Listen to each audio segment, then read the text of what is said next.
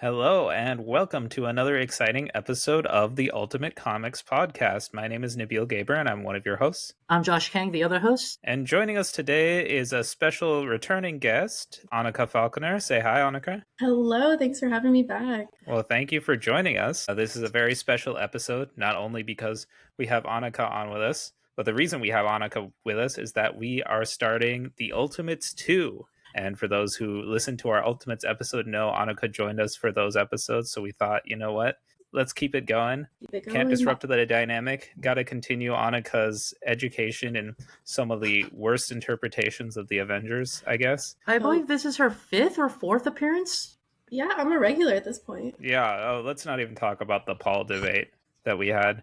You didn't like it? You're so passionate about it. I think it was great.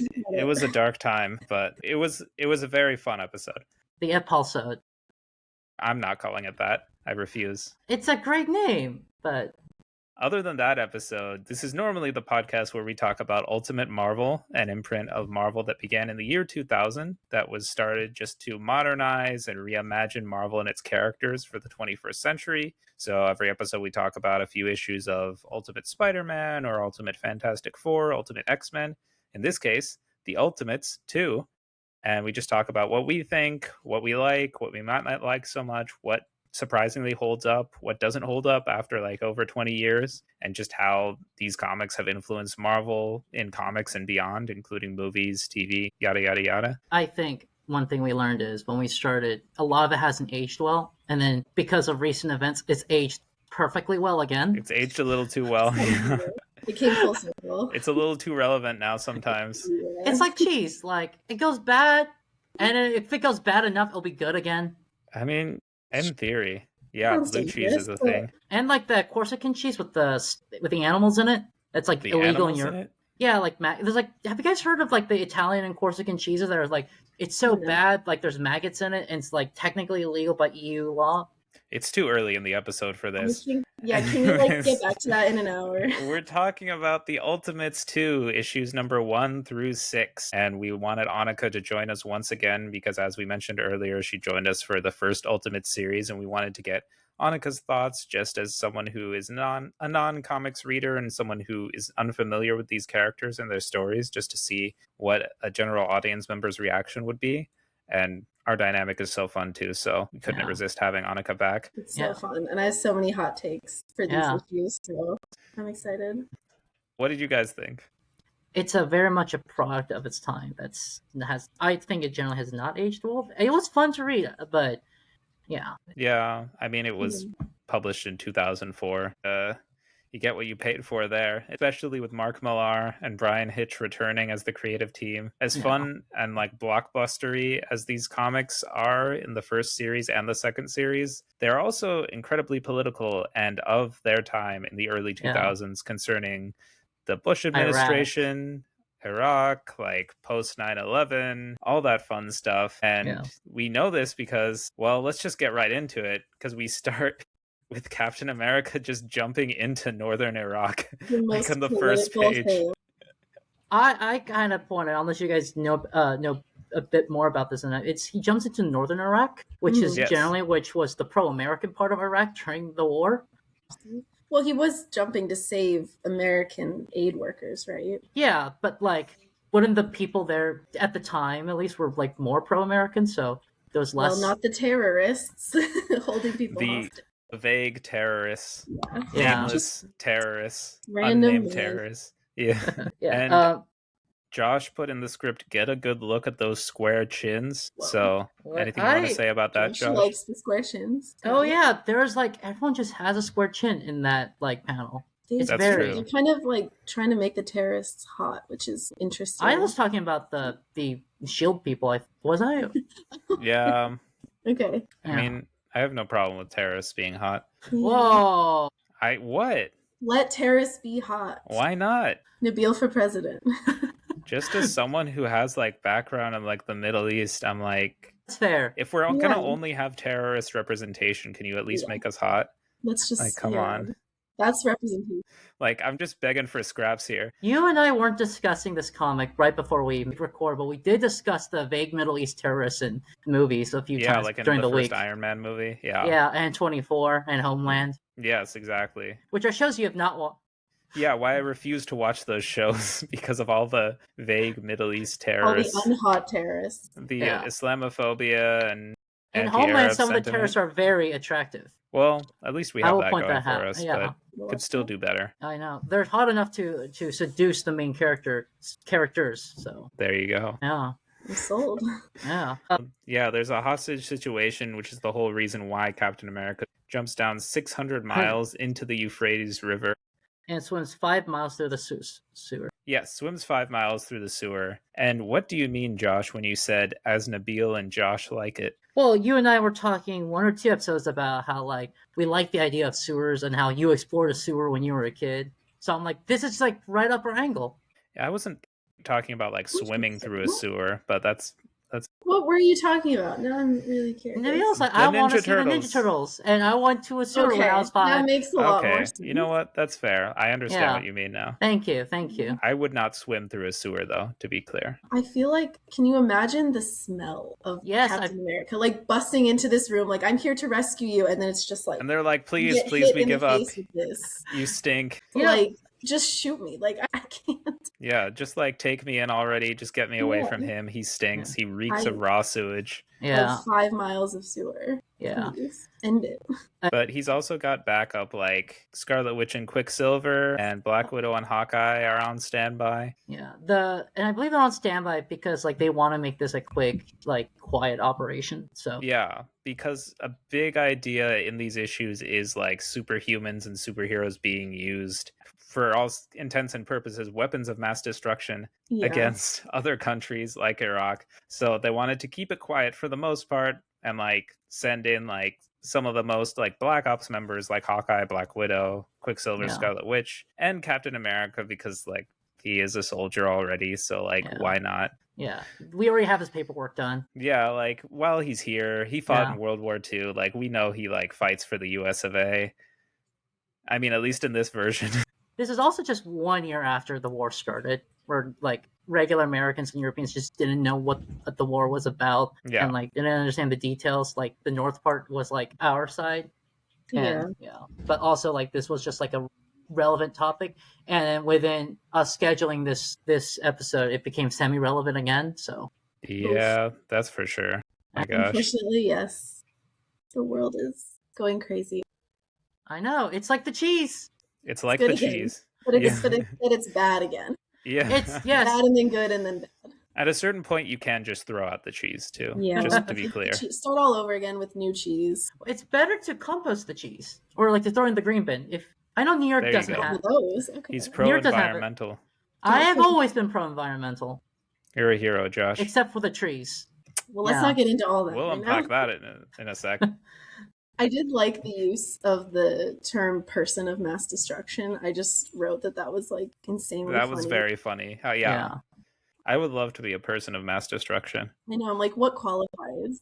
Yeah. Do you have to be a superhero or do you just have to be like really buff or something? I think you really just have to be buff because I think Black Widow and Hawkeye are considered persons of mass destruction. Yeah. And they have 0 powers. Yeah. Or really good at stuff. Yeah. I also really like Hawkeye in these issues. I didn't like Ultimate Hawkeye so far, but he's kind of the most normal-esque person in these comics. Yeah, I liked seeing him in one of the later ones, just like at home with his wife and kids. I think I wrote in my notes, Hawkeye is daddy, ? Yes, he's a family. I didn't know that he had a family. He has kids. And I was like, oh, that's so cute. And this version of the character does carry over largely, I feel, into the MCU with Jeremy Renner's portrayal, because then you also have in the movies, he is a SHIELD agent also, which comes from this version. And he does have a family, which also comes from this version. Mm-hmm. And so he's the most quote unquote normal out of everyone. He also has a cubicle. Yeah. He just works a regular job when he's not like shooting bows and arrows at people. He works for SHIELD. And they're like, you're doing a field work today. And he like changes into his other uniform and gets his bow and arrow. He's like, this is the part of the job I love. Give me that bow and arrow. I'm tired of like typing at my desk on my keyboard all day. It's too small for me.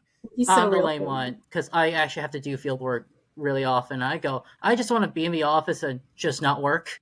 Just type away. You're like the opposite, yeah. I'm the opposite of Hawkeye. And they're like, get your uniform on. You're like climbing 3 miles up a mountain. And I'm like, but I don't want to. Sounds fun. Not if you do it. Not if you're like the go-to field person. Like, you know, I'm sure Hawkeye is tired of that after a while. I think he's tired sometimes of going into the field and being the go-to field person. I don't know if the Ultimates will do this or if this was an original idea, but I like how in the Hawkeye show they go like, yeah, after every battle I have to be on like a crap ton of painkillers because it's just hurting. Yeah. Yeah, if you watch the show, they go like, yeah, I need to take an ibuprofen after every like Avengers movie. He's like a pro athlete. He needs like steroids or something. And that show is criminally underrated. So for anyone listening who has not seen the Disney Plus Hawkeye show, please watch it. It's so good. Jeremy Renner, Haley Steinfeld, Vera Farmiga, if you loved her in the other movie she's in, is in it. And also, he's not on steroids because he has a ton of kids, so something's working. His boys can swim. Yeah, which if you're on steroids, they cannot. Oh, okay. Well, there's a PSA for everyone. Yeah, so, steroids will shrink your testicles. Back to the story of Captain America invading Iraq. He rescues the aid workers, beats up the terrorists, and sends everyone on their merry way home. And so then we get to like this big Larry King interview that we cut back and forth from between Larry King interviewing Tony Stark and, you know, talking about how they're concerned that S.H.I.E.L.D. is like trying to intervene in Iraq and like send superhumans in, and like Annika was saying, persons of mass destruction. And I feel like this concern of like intervention of like the Avengers and like superheroes and everything later gets interpreted a lot into like Captain America Civil War, especially when they have them like at the beginning of the movie, like Nigeria, like chasing after like this whole like super villain, super criminal terrorist group. Yeah. I do point out what Captain America did. I don't want to sound like a person defending like a certain administration, but they do point out the UN and the Red Cross did approve it, so it is technically internationally legal. It was internationally sanctioned, yeah. So like we're not at a point where we should be concerned yet, but like there is that fear of like escalation from there about like when is it going to stop? Like if we let him go now, like when else are we going to like allow superhumans to intervene in other countries? Keeps building and building and like widening the scope of their use. So honestly, the UN running it will be okay-ish, because then I'm like, well, then the whole world basically has to agree to set Captain America into a place. Exactly. So like, I think Tony has a martini in his hand. Yeah, during the Larry King interview. He's always drinking. Coffee. Iron Man is constantly drinking in this series in the Ultimates, which is really sad / funny. It's funny / sad because he is kind of a caricature of his version in the main universe. Who is an alcoholic. Yeah, one of Iron Man's most famous storylines is Demon in a Bottle, which is about him like dealing with alcoholism. Yeah. And since then he's been like a recovering alcoholic. Well, that's what I personally like about Marvel, is that you do get more of these real stories of like Spider-Man has financial problems and Tony Stark has alcohol problems. Captain Marvel has alcohol problems. I'm trying to think about what else. People they're like very human people with real problems at the end of the day, despite having superpowers and going and fighting like aliens and supervillains and stuff. Ultimate kind of takes it like a bit too far at times, because like you get this idea like these are regular, really flawed people who are just given an incredible amount of power and they just don't know what they're doing with it, and they're like abusing their power, partially because they don't know what their capabilities are. Yeah, that's true. It's like giving a 12-year-old $50 million and going like, go wild, kid, see what happens. They're flawed to the extreme, absolutely, compared to their main counterparts. Yeah. But yeah, Tony's like talking to Larry King for a good chunk of the issue, just talking about how it's not a real concern and like this was sanctioned. And then Larry King brings up like Thor like quitting the Ultimates because of these concerns of like superhumans being used as people of mass destructions, and he's like protesting and being his usual like goated self. He's probably the only likable character once again, the conscience of the team, like the voice of reason in this. They're like the Democrat of the group. Sure. That's what I'd call him, like a liberal hippie. With questionable sanity, but questionable mental health, I will say. Yeah. We cut to Captain America and the Wasp. They are returning from a movie together, like just walking down the street, and Steve Rogers is like acting like the old man he is from World War II. Like they give him really like classic old man dialogue. Like, why do all the movies have all that potty mouth stuff? I don't know about that. So and like vulgar. Dame's showing everything they got, see? Yeah, the dames are giving us everything they got. And I'm like, wow, I'm glad you enjoyed this, Josh, because this sounds exactly like what you would say after like seeing a movie. It was very Josh. Yeah, this is very Josh coded. None of you guys have ever seen a actually, Nabeel has seen a few movies with me.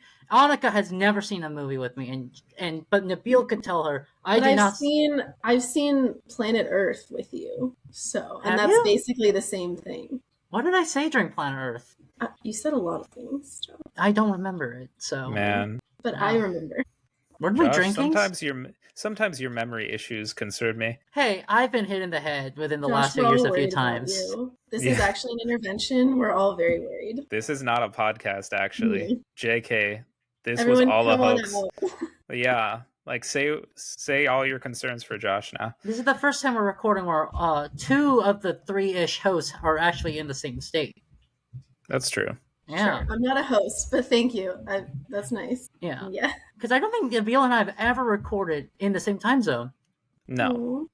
Yeah. We've met in the same time zone. We just never recorded. Yeah. Right. It almost did happen once, I think. One day you two will meet in the same time zone. It'll happen. The stars will align. Yeah. But our love story aside, the Wasp is like, if you're going to be like such an old man, don't make us go and see the SpongeBob movie, which slander. Like, she should be so lucky that they would go see the SpongeBob movie. That's like quality cinema right there. They said the movie they did see have Richard Gere on it, which makes me think it's one of my favorite movies, Chicago. Oh, it could be Chicago. Yeah. Yeah. Great movie. It makes sense for 2004. That is a great movie. Because Richard Gere's in it, there's potty mouth and Dame showing everything. Yeah. That's true. Yeah. Have you seen Chicago, Annika? No. It's a great movie. Would recommend. Great music. I've seen it like 5 times. Great music. Catherine Zeta-Jones, Renee Zellweger, Queen Latifah. So Cap would hate it. Yes. It's even though set in the same pier, which is probably why Janet showed it to him. But I've known 2 of my friends who said they realized they were gay because of Catherine Zeta-Jones in that movie. So, yeah. Imagine if they were men. They were like, didn't do it for me. Hated Felt nothing. That's how I knew I was gay. Halfway through. Yeah. I was like, yeah, maybe a man instead. It was chilling and they had to leave. It is a very sexual movie. A horn sexual movie, though. But you love it. I do love it. And let that sink in, folks. Horn dog. No, it's because I appreciate theater and art. Even if I don't understand Let's keep it moving. We're barely in this issue. So... Yeah, Steve is upset that, like, you know, the press is, like, not just saying nasty things about him, and Wasp is comforting him, but he's like, I don't care about that. It's like, they're calling you, like, an adulteress because she's still technically a married woman, and she's going out with Captain America. And so the press is, like, slanderizing, or committing libel, as J. Jonah Jameson taught me. It's not technically libel, actually, but... Yeah, I mean, she is a married woman. It's just mean. Yeah, it's mean, but it's not. A lot of nasty stuff. Yeah, it's not libel, it's just mean. Yeah, and you can't sue someone for being mean. They get approached by like a 2000s era stereotype of like a multiracial gang. They do. Yes, and it's this classic superhero scene that you get constantly. I don't know if you've seen this before, Annika, where literally like they're in their civilian identity and they get approached by muggers, and they're like, "That's hilarious, actually." I haven't, but it was fun. I like the off-screen violence. Yes. It's also crazy because it's in broad daylight in the middle of like a crowded street. So I'm like, you guys These are like the worst muggers. Yeah, they chose the wrong time, wrong place, wrong people. Probably saw the Sex and the City episode where Carrie gets mugged in broad daylight in Chelsea. Yeah. They're like, we're totally inspired by HBO. We're gonna do it. At least they didn't take their shoes. That's no. The worst. It's also funny because they get beaten up in front of like a 60s Mystery Inc. Shagmobile. Yeah, which I thought was, I don't know if it was on purpose, but like, it's like, oh, that's like the 60s is like the time between the 2000s and Cap's time. So that was, yeah, it's like the in-between time. And we also then cut to the Triskelion, the headquarters of S.H.I.E.L.D., where Hank Pym shows up to visit someone in a cell. And my first reaction was like, this guy still works here? Like, didn't he like put his wife into like a coma? and get kicked off the Ultimates? Like, why is he there? I was really hoping to not see him this whole... Oh, he shows up in every Ultimate Avengers thing. He's all over it. I was very disappointed.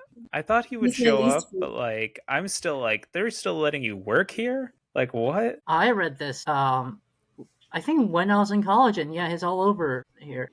And like the guards are like trying to make conversation with him in the worst way, because they're like mentioning like, oh yeah, I heard about your wife's boyfriend meeting up some muggers, and I'm like, that's how you want to get on his good side? Really? Like, this guy is known to be like a nasty piece of shit, and you're like, well, why are you... do they know he's a nasty piece of shit, or is that just like knowledge just within a small circle? I mean, everyone at S.H.I.E.L.D. should at least know about him like putting the Wasp into a coma and be like, hey, this guy is actually like, they were hunting him down. Yeah, but also, like, aren't they the security guards? Why should they have to get on his good side? Like, because it's probably higher up. Why should they talk to him at all? Just like, that's true. Why should anyone talk to him at all? I'm just a Hank Pym hater, so... Well, they don't... It's higher up, and, you know, maybe they're also shitty to their wives. Who knows? That's true. Maybe they're all just a little club of wife beaters. You know, based on this series, I wouldn't be surprised. So. At least half of them probably are. I don't want to be mean, but get a job with, like, a lot of emergency service workers, like I did, and you'll see some pieces of character. Yeah. But it's revealed Hank is visiting Bruce Banner, who immediately makes a reference to Silence of the Lambs. Right after we talked about it. Yeah, we were texting about Silence of the Lambs right before this, so it was funny timing. And it's like, he is a cannibal, to be fair, so of course he would be like referencing Hannibal Lecter, so I think that's really funny. It's like the same situation. He's locked up in a cell, like one of the main characters is going to him for help. So it's really funny, like, how that's done. And like, Bruce Banner's there, and he's talking about how he's taking like pills that relax him, and the last time he turned into the Hulk because of the pills, like, he just ended up watching Curb Your Enthusiasm, which as a Curb fan, I find that so funny. Hank is also the guy that designed the pills, they said, so like, he is worth keeping around for that pragmatic reason, I guess. Yeah, that's true. Yeah. I mean, but once you have them, like, why do you need to keep him? Because what if they don't know how to make him and only he can make him, and he's just being a dick about giving them the formula? Well, that's possible. I don't know. Steal it and then fire him. I just hate this guy so much. He's a piece of shit. I'm with you. Yeah, I think we're all in agreement. 3 for 3. Ultimate Hank Pym sucks. Yeah. Like, we can all agree on that. It's rare to find something that all three of us will agree on, but here we are. Usually we'll get 2 out of 3. Yeah. So Hank Pym is good for something. He's very good at his job is the problem. He's just a piece of shit.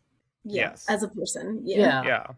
And he's not even that good at his job, as we'll see later. But he just really sucks across the board. Yeah, he just kind of sucks. He's good at one specific thing, which is making these Hulk pills, I guess. Banner's also talking about how he's doing like sessions with Charles Xavier of the X-Men, like telepathic sessions. If you're not too familiar with the X-Men, Annika. No, I wasn't. But then again, later, I saw what they were doing. I was like, oh, that's not what I was expecting. He's the bald guy, if you watch the X-Men movies. He's the bald guy who, is the founder of the team, and he's telepathic. So he's using his mental powers to soothe Bruce Banner's mind, keep him from becoming the Hulk. Kind of like a therapist. Yeah, he's pretty much doing psychic therapy with him. Like that. Yeah. And he's talking about how Betty is like writing to get Bruce like quality time with him. And Hank is like, someone's hitting her 30s, which is so funny. That's so true, though. Just like, what is with the Betty slander? I mean, he's right. Betty was sexually interested in Bruce after he turned into the Hulk, was the thing. Like, she's got to be pretty messed up. Yeah. I mean, I'm still like Team Betty on the whole. Bruce. Banner's awful, but the fact that like she still sticks around and is still interested is like, she's got issues, clearly. But it's not just that she's interested. She's only interested because he was the Hulk is the problem, right? Because like she wasn't interested until after he killed all those people and ate it. That's true. Maybe she's just sick and twisted. Yeah. And she's a horn dog. And that, yeah. But yeah, Banner and Hank Pym are actually the reason that Hank's visiting him is that they've been coming up with new ideas for super soldiers for S.H.I.E.L.D. And I'm like, oh boy, okay, more super soldiers, here we go. Yeah. Like those all work out. And Hank even mentions his Ultron idea, and I'm like, even better. Love it. We all love Ultron. He's not like one of the Avengers' biggest enemies or anything. They don't know that yet. They don't know that yet. Yeah, they didn't know that back in the 60s when Hank first created Ultron, but yeah, it happened. We all hate Ultron now because we all hate AI now. And like, you know, he's just trying to like murder everyone. That's like AI. It's very similar. And then Hank's like, oh, look what I can do. I come up with this new like idea, and he puts this helmet on and he turns into Ant-Man. And I'm like, dude, you just figured this out? Your first idea was to turn giant, and then now you're like, hey, wait a minute, I can also shrink and communicate with ants. I'm like, it took you that long? Well, he could communicate from ants because that's what he used to put Janet in the coma. Yeah, that's true. Yeah. And also we know he knows how to shrink because he said he studied Janet. Yeah. I don't like the sound of that. Her being a mutant. And also his wife, that you're studying her. That's problematic in so many ways. Yeah. No, just don't like it. But then we cut to Thor at like a fancy restaurant, and like a rooftop restaurant. Looks really nice. And he meets up with his pal Volstagg, another Asgardian, who is known as one of the Warriors 3, Volstagg the Voluminous. And I love this character, and he's super fun. He was crazy. This whole scene to me was, as somebody who doesn't know that much about like Thor and all the characters around him, I was just like, what is happening? The way they write Thor is completely different from any other Thor here, and I actually really like the take where you don't know what he is. Yeah, no, that's good because it's very like self-contained to this, and also I like that you have no idea if he's just crazy or or if like everyone just doesn't believe him, if he's being gaslit. Like it was such a fun storyline. And Thor's been watering crops in Ethiopia because he's got a good heart. He's doing the right thing. And also, it's the 2000s, and Ethiopia wasn't a famine then. And Volstagg is like, listen, man, what are you still doing, like, hanging around, like, those ultimates? Like, the fact, like, Thor's left now, but he's like, how did you even hang around with them in the first place? And, like, they go against your whole mission for your father that we start to hear more about. But he also warns Thor, he's like, Loki is on the loose, like Thor's evil half-brother, the god of mischief, the god of lies, the god of whatever. He like is loose, and he's like warning Thor that he's going to rewrite reality and poison people's minds against him. And maybe it's already begun, or maybe Thor's just crazy, because then the waiter approaches Thor and he's like, are you waiting on anyone? He's like, what do you mean? My friend's right here. And he's like, sir, sorry, you've been talking to yourself. There is no one there. You're not drinking a beer. There's no one across the table from you eating like a rotisserie chicken. Like, sorry. So, like, I can't explain how good this was to me when the waiter came up. Like, who are you talking to? I was like, yes, we're doing this. It's so fun. Because, like, I don't know if he's just crazy or not. And I thought it was so fun. I was like, I can't believe it. Honestly, Nabeel and I don't know either, I think. Or maybe towards the end it's more clear. I know, but I'm not going to tell. Okay, I also know that. I suspect, but... Tell us your suspicions. Also, I suspect that it's all real. That, like, this Loki guy is just manipulating everything to make Thor look crazy. Yeah. Which I think is so fun and ridiculous because, at least for the issues we read, we have no idea what his plan is other than just to, like, mess with Thor and make him look insane to all of his friends and coworkers. And I just think that's a really fun villain. Yeah. And messing with Thor is kind of like a good deal of Loki's thing. Like most of, if not all of his thing, especially like when he first appeared like in the 60s, like for a good chunk of the 20th century before like the MCU came around and Tom Hiddleston played Loki, and everyone's like, oh, he's like a tortured bad boy figure now because Tom Hiddleston's hot. I digress. Whoa. But yes, for the most like for the most of like the 20th century, like the 60s, Loki's existence just hinged on messing with Thor because he's like, I'm gonna pull pranks on my brother no matter how big and how dangerous they are, and I'm gonna mess with him because I can't stand this guy. Like affecting world events and stuff. I think it's great. I think like what a fun antagonist. Yeah, he's fun. Yeah, he is very fun. I feel bad for Thor, but like, it has he'll to happen be fine. For us to have fun. So. Yeah, that's a price. That's a small price to pay. He also, he's God. My favorite Loki story from the regular comics is when he does what he does, like he's just messing with, not with Thor, but Doctor Strange, but it was just purely a prank. And it just is an entire arc. And it just messes with him in like the worst ways. Like he steals his girlfriend, he steals his job, he steals his house. He steals his life? Yeah. Oh my god. Yeah, and Doctor Strange has to retrain as a veterinarian, so... Identity theft is not a joke, Josh. Yeah, and millions of families suffer every year. Yeah, and it ends with Loki killing Doctor Strange's dog by accident and apologizing about it. Because he goes, that went too far. That's that's gone too far. Like, you can start World War III, but you can't kill someone's dog. And he apologizes for it, though, if that makes you feel better. Like, he literally goes, that's too far. That was by accident. Won't bring the dog back, but it does. He does bring the dog back, actually. That's his apology. Of course he does. Okay. Forgot, they're all magic. Yeah. We cut to Captain America and the Wasp, like, leaving this fancy, like, black tie event with his war buddies, like Bucky and Gale. And they're all joking around and having a good time. And it's a really nice scene between the four of them. They joke about swinging? Yeah, there's some jokes about trading partners and stuff, which is really funny.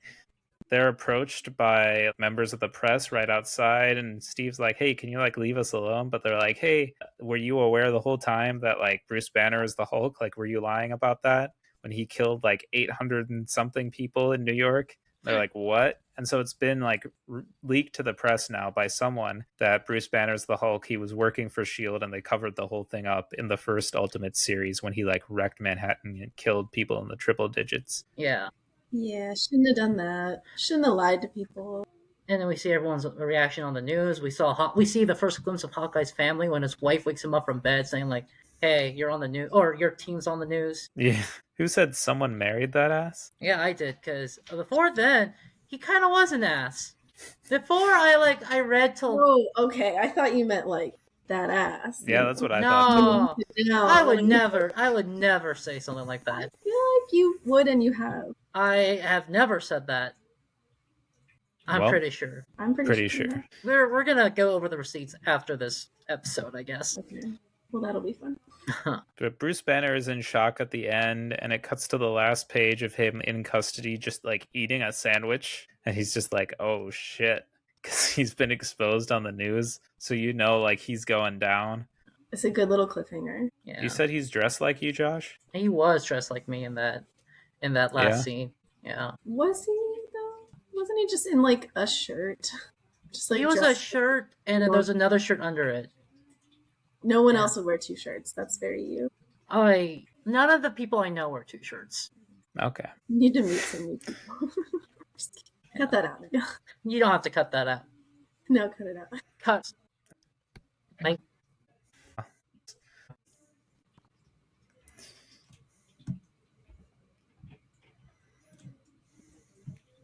Issue number 2 begins with Tony Stark, aka Iron Man, like underwater. There's a big splash page of him like looking at, I think, some fish and just saying like, this one looks like Ernest Borgnine, which is very funny because he did play Mermaid Man or voice Mermaid Man in the SpongeBob SquarePants. You're such a film bro. It's not really a film bro thing to know who voiced who in SpongeBob. But yes, I think Mark Millar is a closet SpongeBob fan, but that's fine. I think you are too, Nabeel. I'm very open about it. You're not in the closet about it. Do you still watch SpongeBob, like the newer seasons, or no? No, I stopped watching years ago, like decades ago. So you're not really a fan then? Yeah. I'm a fan of like the good SpongeBob. That's fair. It's like the good Simpsons. Yeah, I haven't seen much of the Simpsons. Or like not liking the spin-off of Sex and the City. Just like you, Josh. Yeah, Seasons thank you. 2 and 3 were pretty good. I mean, I haven't seen them, so. Of course not. Yeah, of course not. You just have an opinion about it. I've seen enough of that universe to have an opinion about it. You know? I don't know. Some may disagree with that. I don't disagree with. I mean, I disagree with those people disagreeing. Right. Yeah. Anyway. I'm going to cut out so much of this episode. That's because you don't get the joke. You need to watch Sex and the City. It is one of the greatest. What? He doesn't. I don't think you would like it or enjoy it. I mean, I watched all of it 2 or 3 times, so maybe he would too. No. Well, underwater, Black Widow is there with Iron Man and like his whole party. Nabeel just ignoring us. There's a submarine with Natasha, Jarvis. You were right, because the Natasha and Tony are dating. Yes, they're dating. They're together. Everyone's coupled up now. Yeah. I know. It's like cuffing season. Yeah. Yes. And then finding out half your friends got engaged while like you're watching TV, you know? Yeah, Nabeel. Yeah.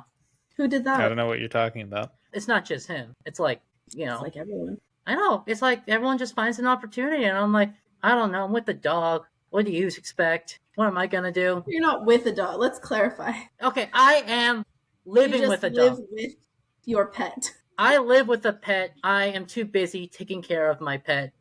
Yes. Black Widow's there. She says, like, we got to do this quick because she and Tony have to party with Donatello, who I looked up is like a 2000 celebrity. Mm-hmm. Happy is there too, and they're checking his vitals through a submarine, and they meet Captain Britain. Yes.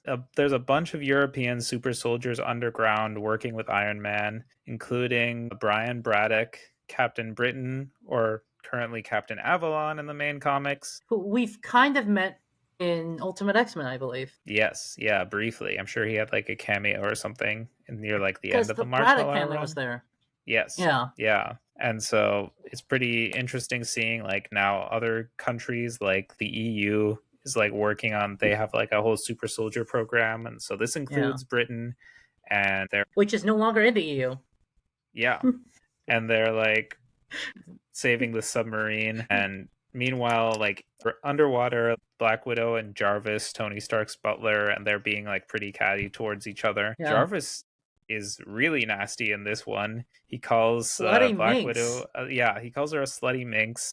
Yeah, there's some weird here. Yeah, it's a strange back and forth they have. It's like, oh, this is awful. You guys both suck. Oh, and she's just like into Tony. Is that the vibe? I don't know, to be honest. Because it feels like they're fighting over him, and I was like, I think he's protective. I don't know if it's into him yet. I don't think there's enough info. Yeah. I feel like there's some sort of vibe going on. I think that's Mr. Smithers and Burns, not Jarvis yet. Yeah, and that still has some subtext. Yeah. Well, but Jarvis also in the main universe bangs Aunt May, so. Whoa. Okay. Irrelevant, but didn't need to know that. Oh, you didn't like to taint Aunt May for me. Whoa! What's wrong with Aunt May? Jarvis and Aunt May are cute. But she says, "I could deliver something you could never deliver," and I think that's a horn dog thing. Yeah, that's also true. There's a lot of horn doggy stuff in here. This is a very horn doggy 6 issues. Speaking of, then we cut to Venice, where the Quicksilver and the Scarlet Witch are like, they're taking a ride, and in this romantic boat ride. And she's reading romantic poems to her. Yeah, and I'm like, this has real Game of Thrones vibes. I don't like it at all. This reading is so incestuous, like it's almost explicit at this point. Like almost. People, if you go on like Reddit or like the fandoms, will joke that Scarlet Witch and Quicksilver are incestuous. That's from this universe. Yeah. They're not incestuous in anything Ultimate else. For this. Okay. Well, why? Like that was a choice that they made to do this. Why? Why did they make them like this? Because they wanted them to all be terrible people. And I'll be real, based off of like the early like 60s comics, I'm sure someone like Mark Millar probably got those vibes off of them. Because like Quicksilver is really overly protective of his sister in those, and they are like attached at the hip. And so I think maybe some subtext was read into that. One level further.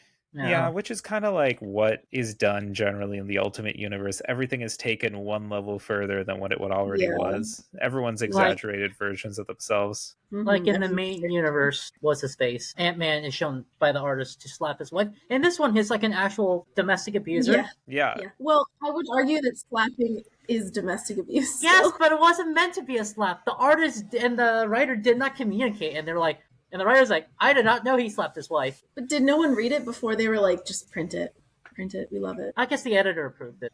Yeah. Either way, it happened. And Hank Pym had that one terrible moment that has like haunted him forever. But like this Hank Pym is like, I'm actually the worst. And I'm a full-on wife beater. A felon. To be fair, was it? And I think that's why they paired Scarlet Witch up with like Vision in the comics. It was like, hey, we can't let people think that they're banging. These, create some weird twin babies, incest babies. Yeah, that could have been part of it. She's out there. She's wearing a lovely dress, but then she goes, "I want to go to where." Why do you comment on the dress, Josh? It's a very nice dress. I comment on the fashion of these comics every time. Did she also remind you of you in that, or was it just Bruce Banner's shirt on shirt? No, that's just a different.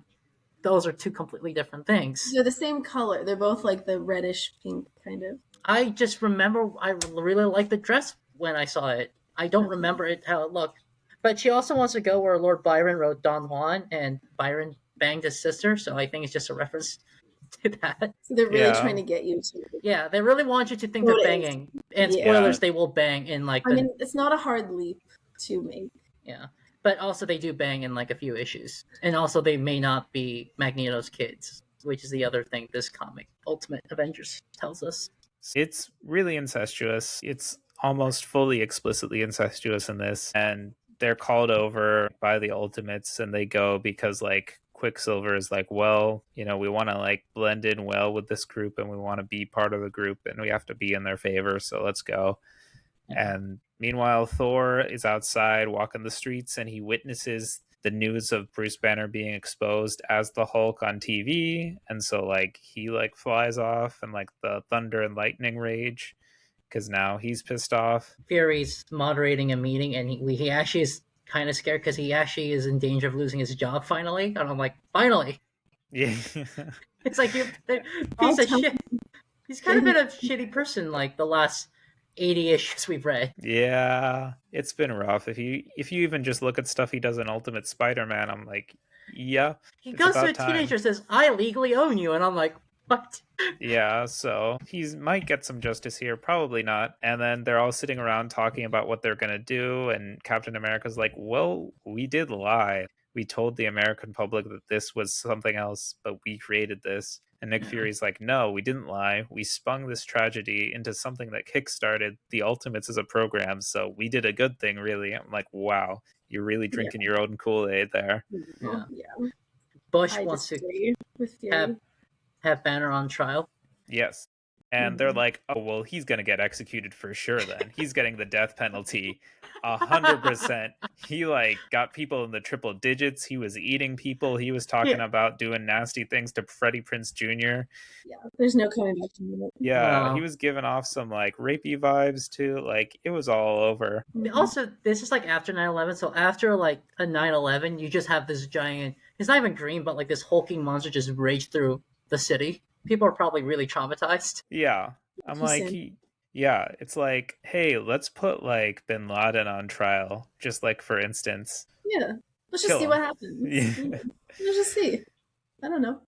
850 people. Let's see. Fury says, Betty, you could just take a few days on. She was nope, I want to be there I want to arrange the trial. And I'm what? She's so strong. Wasp is calling her cold and she's listen, I'm upset. I'm more upset than any of you guys here, but my duty is to the American people and I got to do my job. So that comes first, before my own feelings, which I can respect that. We love her for that. But other things, not so much. And then Nick Fury's pretty sure that the leak came from Thor, but he's not going to do anything yet because S.H.I.E.L.D. has already been investigating him apparently for the past couple of years. So they're just going to continue that. But he's don't do anything rash, especially not you, Captain America. And so the next thing we see is Captain America jumping out of a helicopter into Times Square, going to get Thor. And I'm oh my God. What did you expect telling him this? This is the guy who beat up Hank Pym. He was just telling him to go beat up Thor. Yeah, nice try. He's just starting fights at this point. But it makes sense Thor's being investigated because this is also towards the end of the Green Scare, where different environmental groups like Greenpeace were being spied on by different intelligence agencies. So yeah, it's very timely. Yeah, Thor's in New York City and he's at a club with a bunch of goth girls. Yeah, it's called the Hades Club, which fitting for someone from mythology, but different mythology. So don't get full points for that. But Thor is sitting down with someone and making some really valid points, saying stuff well, the president's more of a figurehead than the power of government. So of course I'm not going to take on the president. I'm taking on the people who are really pulling the strings. That was a common sentiment, I feel, in 2004, was that, like, Bush didn't know anything. He's this innocent guy, and everyone else is doing everything. Yeah. Which we also know is not true, because he signed off on everything. So. He did, yeah. Yeah, so unless he didn't read it, he was not a puppet. Yeah. I mean, I think it's a common thing, too, for people to be like, oh, well, the president is just a figurehead. And it's very topical right now, especially. Because, like, that's not really true. They have a lot of unchecked power. They have a lot of unchecked power, and even if they had less power than we think, they're still in all the meetings, so that's still a lot of power. They still know too much, so they're still dangerous, and, like, the things that they say have weight, so they can influence events. They still have power, and they still have authority. Yeah. Absolutely. Yeah. And Captain America's wearing I don't even think he was wearing a trench coat when he landed in Times Square, so I don't know where he got that trench coat. Like, did he just rob it off a homeless dude? But maybe he thrifted it, you know? Yeah, he could have. Oh, he could have been thrifting on the weekend. Yeah.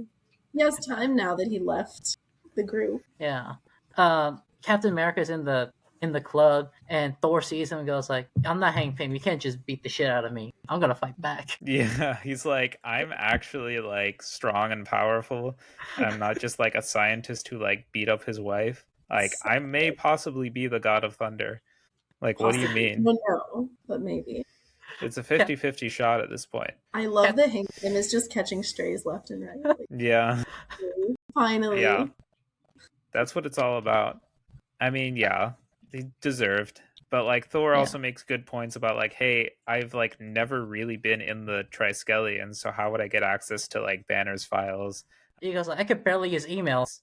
Yeah, like, he can barely use email. He's not tech savvy enough for this, which very true. And he also is like, yeah, and I hate the death penalty, so I knew, like, he was gonna get it. This thing, like, got leaked, so why would I do that? And I'm like, yeah, these all are very good points as to why Captain America should walk away. Excellent point. But then he's still just like, no. Yeah. I just want to fight someone. Goth girls see Captain America, and they start throwing stuff at him, and they start hissing at him. And and they start spitting on him and stuff.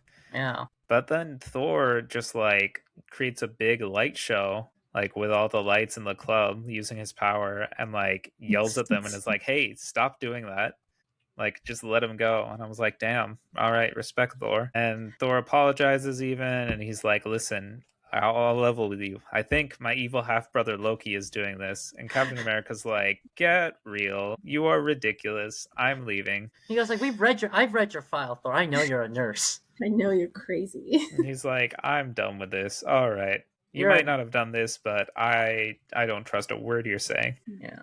And he points up, but, like, you go to church, Captain America. You believe in the supernatural by definition. This isn't that different. Yeah, it's an interesting point. He's like, you go to church every Sunday, Captain. What I have got to say is no stranger than that. Mm-hmm. I'm like, yeah, it's fair. It's a really good point. Yeah. Professor X is on a beach with Bruce Banner is, like, the next scene. And Bruce is talking to Professor X, and he's like, yeah, I'm kind of relieved that they're, like, finally putting me on trial, and I'm, like, probably going to get executed. Like, honestly, it's probably what I deserve. He hates himself. Yeah, and I'm like, in this version, I understand that. I understand perfectly well why you'd hate yourself. Well, the same thing with the MCU, where he tries to commit suicide before he joins the Avengers, right? Yeah, because he's, like, resigned at this point. He's like, I don't know what else to do. And, like, yeah, there's no way out. And it's revealed that the whole time, like, they've been walking around on the beach, they've been inside one of Bruce's memories, which is, like, a cross between a time when his parents took him to Kennebunkport and also when he spent the summer at his cousin's, and he calls his cousin Jenny. And for those who know, his cousin is Jennifer Walters, who in the main universe becomes She-Hulk. So that's a fun little nod to that. It's in your favorite state, Maine. I don't know why you think that's my favorite state. Because that's your favorite state, Nabeel? Yeah. No. We talked about this, and then you denied it one day. I've probably been there once. I probably told you that I went to Maine, and you were like, "Oh, no, that's your favorite state now." This was before. I was like, "You'll never be a Mainer, Nabeel," and you're like, and you sent me like a sad emoji, and I'm like, "Oh, he loves Maine because he wants to be a Mainer." I think that sounds like I was being sarcastic. No. So you don't want to be a Mainer? I mean, I could go either way. I wouldn't mind being a Mainer. I'm not dying to be one. By the way, how was Maine? It was fine. I was there for like a few hours. Same, actually. I feel like everyone in the world has just been to Maine. I've never been to Maine. Josh. It's okay. The most northern state I've been to and lived in, or like stayed at, was New Hampshire, which was pretty cool, but I've been told no one else likes New Hampshire. So. And Maine is like right there too. You never just I didn't have a driver's license at the time. You know, there's trains and planes. I was in New Hampshire for a week. Okay. How did I have time there was to no go to time Maine? to pop over. There was no time to hop over. You were busy. I was New Hampshire things. Doing what? New Hampshire things. I mean, being a New Hampshire. Yes. New Hampshireite. I have no idea what the proper denominator. New Hampshirean. I have no idea what the denominator for New Hampshire is. A listener from New Hampshire is gonna like write you hate mail now. I already got hate mail from this podcast, kind of. Anyways, Professor Xavier tells Bruce that he's going to be back tomorrow, and as he departs, we get like a terrifying like splash page of just a whole page of the Hulk, which is so like creepy and ominous. Yeah, that was like a jump scare. Yeah, it was so cool, honestly. I was like, oh yeah, reminded of the horror that could be at any moment. Mm-hmm. And Xavier is leaving with Nick Fury and Cyclops, who, if you don't know, Annika is like the leader of the X-Men. So, you know, Xavier's star pupil, possibly. And they're talking to Nick Fury about Bruce Banner, and they offer to like take Banner to Xavier's school to be like enrolled with like the X-Men. I'm like, are you kidding me? No. You want this creepy like cannibal like monster near children at the school with children? I think that would be the end of the X-Men. Yeah. There is like a comic where he attacks the X-Mansion and in the 616, and the X-Men just go like, this guy can't be here, he's gonna kill us all. Yeah, during World War Hulk. Yep. Yeah. I mean, like, I guess when he was regular, he was a teacher at one point, right? Like, he has a PhD. A professor, yeah. He could teach math. I don't know if like if he had a bad class and they didn't obey when he was like trying to teach them and like keep them in line, game over. Like Jerry's in the back with us like texting during class. Next thing you know, math class is just they're eaten. He ate the math class. Yeah, the whole school is locked in. Yeah. Yeah. Like, oh no, we got a Hulk drill. Everyone under lockdown. It's not a drill. It's like that professor they found on the Epstein list where the next day they're like, he can't be here anymore. And he cried and left. You gotta go. Yeah. The students they were like, bring Hulk in. Bring him in to the children. Josh has brought up the Epstein list, so I fear we must continue and move on. Have to end it there. Yeah. So Nick Fury is like, no, it's not about rehabilitation. It's about like giving the public a scapegoat, a villain, and like someone that they can like all side against. And Xavier is really funny because he starts explaining like the stupidity of scapegoats to Scott. He's like, it's a human concept where they do this because they feel the need to blame someone. And I think it's really funny, blatant satire of how, as a society, we commonly need to find a scapegoat. It's a human thing. Yeah.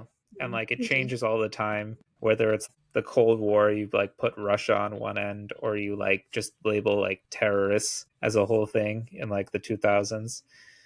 And that like turns against like specific groups like Arabs or Muslims or things like that. Or if you go way back to like Nazi Germany, Jewish people. But yeah. It's all too real, especially in this time period they're writing about. So I thought it was a good commentary. Hank is talking to Bruce Banner as he visits him at the lab, and Banner's like, yeah, I'm just trying to tie up loose ends. I accept this. And he mentions like the super soldier designs, and he's like, you can take them, Hank, and publish them and just take full credit for them because I don't need it. Like, Bruce does have likable moments, I will say. Like, he does have kind moments. I mean, I like him better than Hank Pym, that's for sure. Yeah. So I guess if Bruce helps Hank becomes accepted into high society again, and you'll just keep on being an awful person. But yeah.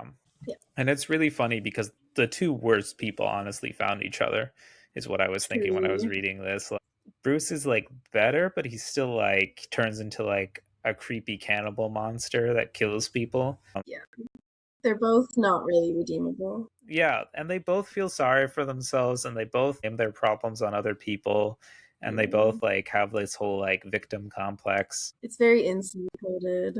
Yeah, it is. they come off as a couple of incels. Yeah. Because Hank's talking about like, yeah, we're gonna be gone soon anyway. Like scientists are like getting phased out for like military thugs, and I'm like, I don't think it's because you're a scientist. I think it's because you're a genuinely bad person.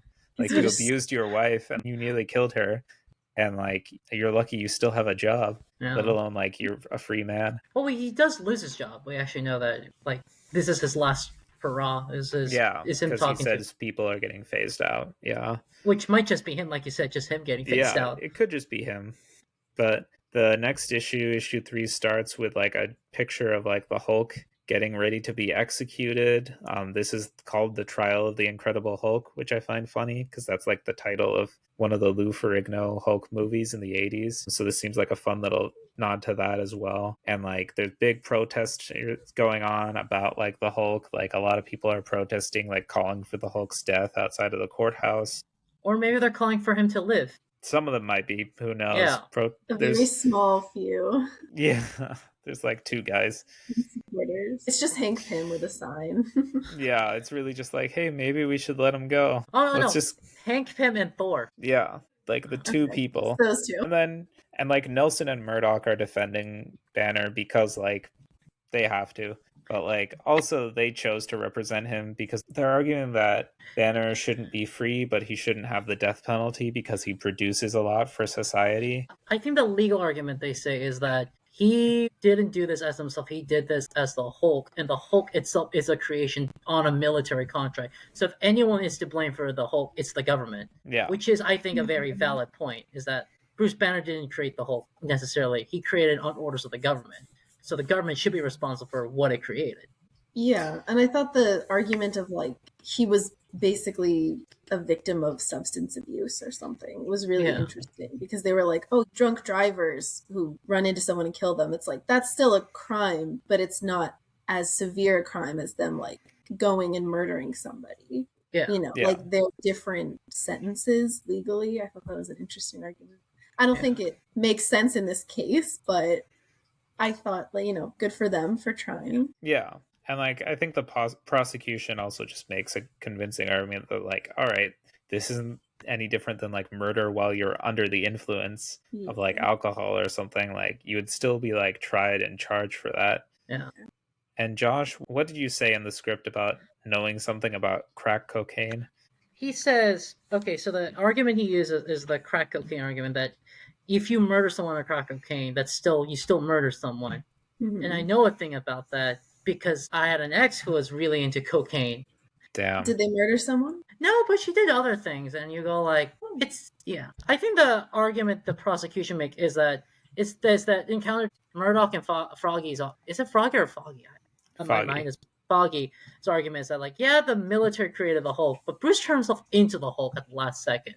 So he chose the military created the Hulk, but Bruce chose to become the Hulk. The time when the Hulk was the most destructive. Yeah, that's true. Yeah. He wasn't like a victim of it. He just chose to do it knowing what would happen. Yeah, I guess he would have been a victim if the other circumstance, but this last one where he's on trial it's all him. He took the crack cocaine. There's really no defending it. Yeah. And watching at Stark Mansion, the Ultimates are observing the trial, and it's revealed like Betty hasn't even visited Bruce since the trial began. She's also doing all the PR for the prosecution. Yes. And like, yikes. But meanwhile, they changed the channel and Thor is on 60 Minutes talking about how this is all like a big media circus and it's like distracting from the real issues, like the Ultimates and like other superhumans being deployed in other countries. And I'm like, yeah, he's got a point there. Yeah. Like, I feel like this is a very real thing too, like in the real world politics where like people will distract from real issues with like some big media circus or some sensationalist angle that will get people distracted, like a big trial like this. Yeah. Or I think after this issue came out where like they're like, oh, drones and now AI in war is becoming like, they're like, what's the ethics of using it in other countries? But, kind of like how they're using superhumans here. And this angers Natasha, who reminds everyone, when I joined the team, I was planning on seducing the hippie. Yeah, and then Jarvis makes a comment about Thor.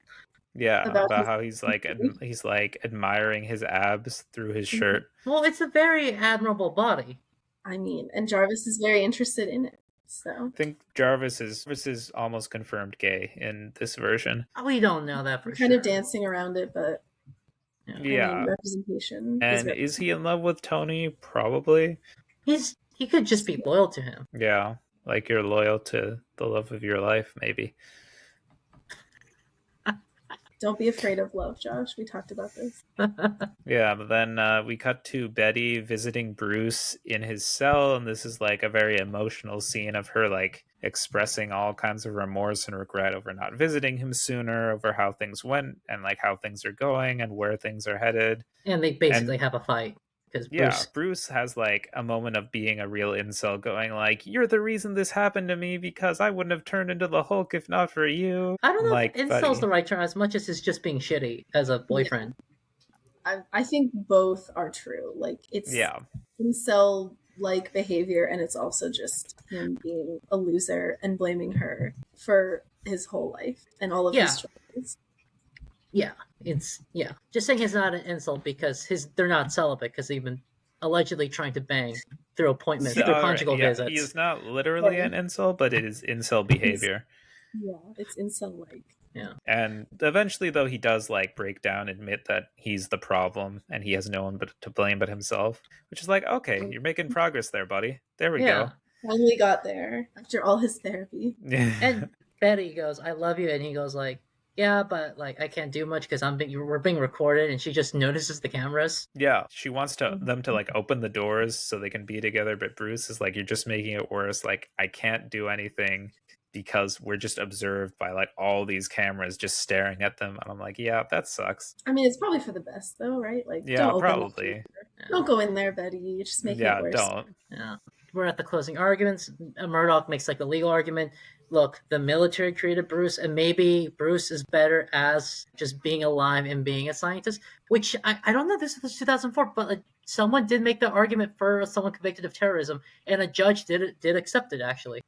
A Syrian American blew up a factory by accident, and the FBI got him for terrorism. But his lawyer argued, well, he is better as a scientist, and the judge actually said, yeah, he is, and he just gave him like a massive area he can't leave, but said he could keep living his life within that area for like 30 years or so. It has worked once. Yeah, there's precedent. Okay. There's precedence. That's cool. Yeah. It's too bad it didn't exist in this universe. Or maybe it did. That's why he's like, oh, maybe 2 times a charm. Yeah, maybe. And the judge was like, no, screw that. Yeah. Don't care. Then after the trial, Bruce is talking to an unknown figure on camera in his cell, just telling them he wanted to be Captain America. He thought people would like him if he was like the next Steve Rogers and if he like was the next big super soldier. And so it's kind of sad. His like last words of like, oh yeah, this guy just wanted people to like him. That sucks. It was kind of sad, but I don't feel bad for him. I think he has a god complex. He's more multi-dimensional than Pym, who's just 100% likable. Yeah, he is. Yeah. Like I at least can feel some sympathy for Hulk, but Hank Pym is just like, I can't. There's irredeemable. Which is crazy because Hulk killed like almost 900 people, and we're still like Hulk was like, their equivalent of 9/11, and he's still better than Hank Pym. They had a 9/11, which is the problem. So it's like a second 9/11. It's way worse. I will say, like, he does have a god complex because I told Nabeel this. I was at a trivia, and they asked us which Marvel character is based off of Dr. Jekyll, and apparently it's the Hulk. So yes. Yeah, totally. So canonically, he has a which Marvel character was based off of Frankenstein? My bad. Really? Yeah, I did not know that. I did not would have guessed it was the Hulk. I would have thought what you said first, Dr. Jekyll. That makes way more sense to me. Yeah, because I got this question wrong, and I asked Nabeel, and Nabeel knew. He was like, "Yeah, it was based off of Frankenstein." I'm like, "You mean just because he's world? Maybe, but it's also the god complex, I guess." Oh, but you mean based off of Doctor? Right, because yeah, Frankenstein is not the monster; it's the doctor. Well, I mean, I think it's just based off the book overall, but okay. Yeah. Oh, so he is both the doctor and the monster. Yes. Well, he's Frankenstein's monster, and he's also Dr. Jekyll and Mr. Hyde. Yeah. And it's Dr. Frankenstein in a way, in that like he had this god complex, and then he made a monster, except he is the monster. He was the monster all along. Yeah. The real monster was inside us. Yeah, I do like the idea that like Bruce Banner may seem, depending on the version, like a nice guy or a timid guy, but the Hulk is who he is deep down. Yeah. Like the worst expression of it, but it is him. Like he is the Hulk. Yes. Yeah, it's everything that he represses, like inside him. Yeah. So in that case, I guess this is kind of accurate. But Nick Fury then shows up to the cell and he has champagne and he like says this whole thing to him about like, yeah, like you're free to go. Like the Ultimates came in at the last minute and defended you for saving the world. So you're going to be free and like, let's drink to this and celebrate. And Bruce is like, it's ecstatic. He's like, no way. This is insane. I literally thought for a moment that this was going to be how they executed him, was just giving him like poison champagne or something. Because I was like, if I get the death penalty, that's what I want. Just lie to me. Like, just come to my cell, say we're celebrating, give me some champagne, and kill me right there. Because I don't want to know. You know, all death penalties are public. You can watch every death execution in Texas. Why would you watch them? I'm not adding that to my list. I had a teacher who watched. I had a teacher watch because of a victim's family asked him to be there for them, and he said, "Yeah, there were just 2 or 3 guys that the guards said, yeah, they show up to every execution like it's a show." That's really scary. That's.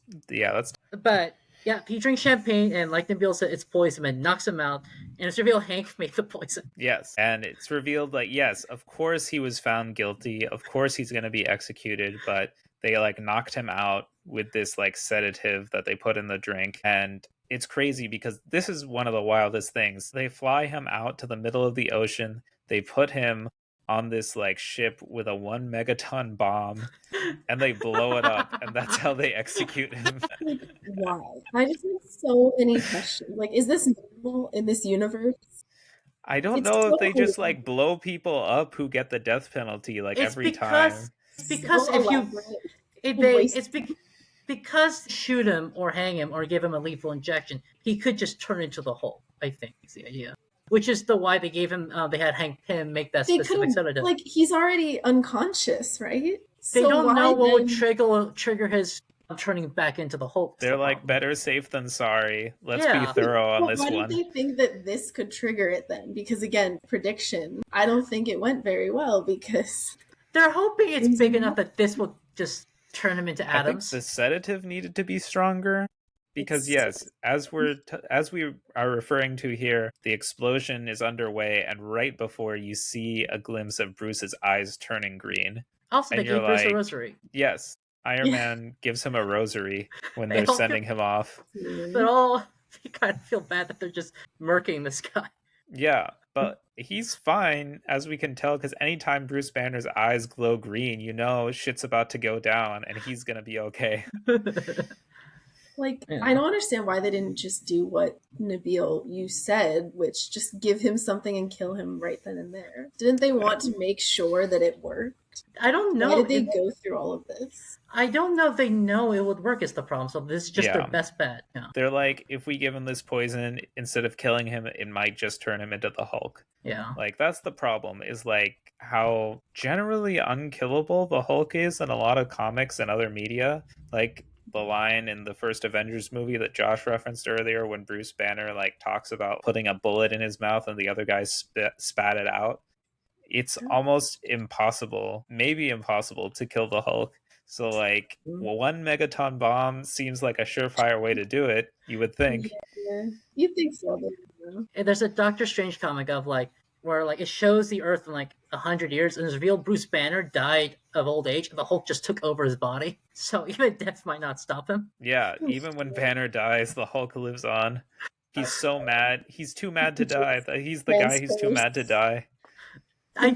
There's one of the best Hulk story. The most famous Hulk story, at least, is when the Illuminati on Earth just ship him into another planet because they're like, we can't deal with you, and he still comes back. Planet Hulk. Going into World War Hulk, 2 of the all-time classic Hulk stories. Yep, and he still comes back. Yep, and then there's the Immortal Hulk. Immortal Hulk is just a comic that is literally about how you cannot kill the Hulk because he will always come back. Yeah, okay. I guess I understand. Banner, Hulk comes back. Yeah. Putting him out on an airliner in the middle of the ocean. Yeah. It was their best bet. This is the best they could do. The Ultimates are at his eulogy. in St. Patrick's because I recognize that cathedral. Oh my gosh, that's really funny. Yeah, yeah, great cathedral if you ever want to just visit for like sightseeing. I'll have to keep that in mind. Thanks for the cathedral recommendation. With a really cheap gift shop, by the way. Hell You yeah. could buy something for like $5. Oh, man. Sold. Yeah. Yeah, you could buy like a silver angel for $5. I don't know what you want with a silver angel, but I don't know, keep the werewolves But away. it's only $5, so why wouldn't you? Yeah, unless they raised their price recently because of inflation. It's kind of sad though, because like everyone's giving him a eulogy, and kind of thought the Ultimates were his best friend. And I'm like, oh, that's sad because they didn't like you. And yeah, they have Captain America read his eulogy, and he's like sending this like sweet goodbye to the Ultimates, saying that they're like his best friends, and this whole speech about how nothing really dies. And they're all leaving, and they're like, man, that was depressing. Like, we were his best friends? Yeah. Like, that sucks. What a loser. None of us liked him. Jana was the one who, like, poor Steve Buscemi, but she was like, Bruce Lee played by Steve Buscemi in a movie. Yeah. Which is like a dig at him. But also which is crazy, because I love Steve Buscemi. I love Steve Buscemi. He's beloved. Yeah. But like, would you want him to play you in a movie? Hell yeah. I would be flattered. I would be honored. That's an Oscar and Emmy nominated actor playing me. He's gonna play the shit out of me. Yeah, like it wouldn't make sense, but I would love it if Steve Buscemi played me in a biopic. It's like how the Stranger Kids guy, they asked him like, hey, like in It 2, who do you want to play you? And he said, Denzel Washington. Who? I'm sorry, a stranger. The Stranger Things kid who was in It. They asked all the cast, like, who do you want to play the future you? And he said Denzel Washington. And I'm like, that's being Steve Buscemi. White? Yes, yeah, like, which is fine. It's the idea that like you just get this great actor who looks nothing like you to play you. Yeah. I mean, yeah. Yeah. So get Steve Buscemi to play me. The also thing is really interesting. Captain America read the eulogy because Captain America was the one who just kicked him after he turned into the Hulk. Yes. And there's a famous line from MacArthur who said, like, soldiers never die, they just fade away. And that was basically Bruce's message. Yes. Yeah. And apparently it's real because he won't die. Yes, in this case, he just can't die. Because we also get to, like, Hank Pym returning home. Unfortunately, we have to talk about him, Annika. Yeah. I'd rather not, but fine. We'll just like edit out like all the parts where Hank Pym is there and just never just speak of him. Bleep out his name. Yeah. He gets We're not going to talk about any of those sections, actually. He gets literally the same voice messages I do, which I am not happy about. Yeah. I mean, wow, you really identify with Hank Pym, Josh. On just this one thing. Okay. It's just we're only one similarity. Yeah. He said, LOL, it's my life. Real estate agents calling about apartments and people calling about my work. Yeah, that's me. They go like, hey, Josh, are you interested in this apartment? Are you interested in that apartment? And then they go like, also, you need to cut this tree down. You didn't do this. Or you signed up this tree to be killed. You shouldn't have. Damn. Yeah, I get voice messages at like 5 p.m. They're like, hey, fix your paperwork. You can't kill this tree. Or, fuck that tree. Yeah. Save the trees. No. Actually, don't compost, but don't save the trees. Okay. And so people are calling Hank just about random stuff like real estate, also like just talking about the Ultron project he was working on. But then he gets a message from a mysterious figure that just says like, hey, thank you for everything, Hank. And he like picks up and is like, hello? And there's no answer. And we see on the other end this mysterious man walking away from like a payphone in a hoodie with a baseball cap disappearing into the crowd. And I'm like, that's totally Bruce Banner, right? Yeah. It's very clearly Bruce Banner. It's also the ending of Silence of the Lambs. Thank you, Clarice. Oh my gosh, it is. Yeah. There's so many illusions. It's so funny. I love that. They literally turn him into Hannibal Lecter, and I love that. The comparison again, like it's not that much of a leap, I think. Yeah. He was literally eating people as the whole. Yeah. Well, Hannibal Lecter and Clarice get together in the book after that, so maybe Bruce and Pym will get together, and they are better together because they were secretly gay all along. I would honestly love that. Yeah, I would read that. After they get together, they apologize to all the women they've hurt because they go like, we just weren't dealing with our sexualities correctly. Yeah, we were just closeted. Highly repressed homosexual tendencies. We're so repressed and so closeted. We are two gay men. Yeah. I mean, Bruce did say, hey, you can have all my shit after I'm dead, so... Yeah, I would totally read this version of the story. Marvel, get Josh Kang in to rewrite the Ultimates 2. In fact, just have him rewrite both of the Ultimates while you're at it. I would make it less problematic. Let's be fair. Yeah, get him to clean it up. Get him in to like clean up the trade paperbacks. Josh, are you going to comment on fashion again? The baseball cap hoodie. No, that's just a standard Bruce Banner look that he does when he's, or anyone does it to stay hidden. You know? I feel like there's a common running gag too in like Marvel movies too, like in the MCU, about how the classic undercover look is just wearing sunglasses and a baseball cap and just calling it a day. I also think it's kind of works because like if you're vaguely famous and you're in the crowd, people aren't gonna notice you. Yeah, that's true. Yeah, they only know him like in his other form, right? Yeah, except that he was on TV, but he has a generic face. But I feel like, I don't know, people would see him passing in the crowd and be like, why do I feel like I've seen that guy? And then someone's going to be like, oh, it was the guy on the news. He was just on trial. I'm pretty sure he was supposed to be executed. Yeah. I'm pretty sure he was, so who's this guy? Yeah. I'm sure even with like the hoodie and the baseball cap, like people are starting conspiracy theories about Bruce Banner being alive. I'm not sure it was New York or LA, but like Henry Cavill under a giant poster of Superman walked around with glasses and he said no one recognized him, so you never know. Like if I see a celebrity, that's true, but it is true. That sounds like publicity for Superman. He literally said so. Like I did this, and like on Jimmy Kimmel, he says like I totally believe the glasses disguise works because no one caught me. Don't believe everything you hear. Do you recognize me now without my glasses? I do, but like it's a little different. It's different. Yeah, it's a little different. Yeah. Okay, so maybe he's right. Okay, you got to get shades and a hat because then it hides your forehead and your eyes, which is like the big things people use to recognize someone. I believe so. Okay. Yeah. Josh, take your hat off. No, people see I'm bald. You're not bald. People see I'm balding. A little. We barely. Can't have that. Yeah. That wraps up the first 3 issues of the Ultimates, everyone. I think we're going to split this into 2 parts and then cover the next 3 issues next time, issues 4 through 6. But any final thoughts on the issues, guys? Such a wild ride. I had a great wild time. ride. Yeah. It does. It gets even wilder from here as well. So. Yeah. No, yeah, you ain't seen nothing yet, everyone. The trial of the Incredible Hulk was just the beginning. Yeah. It gets weirder and crazier and honestly funnier. Yeah. It does. It's a very silly storyline. I can't wait to talk about it. It's about Ant-Man as well towards the end. There's just an entire comic dedicated I'm not looking nothing forward but to Hank Pym from here on out. It's Pym over nemesis. now. Oh my gosh.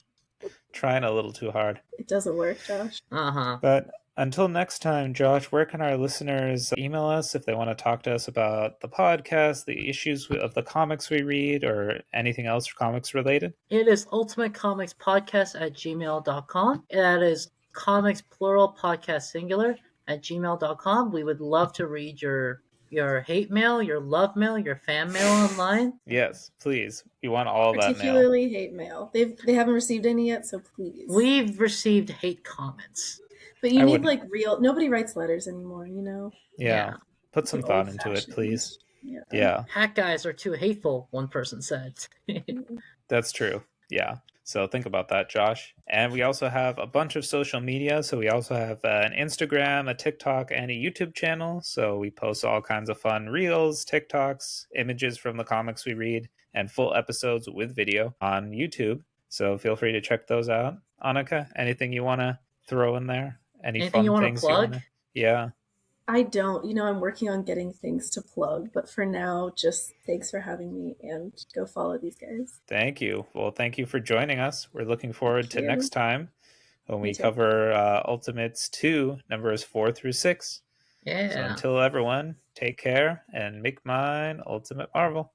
Bye-bye. Bye.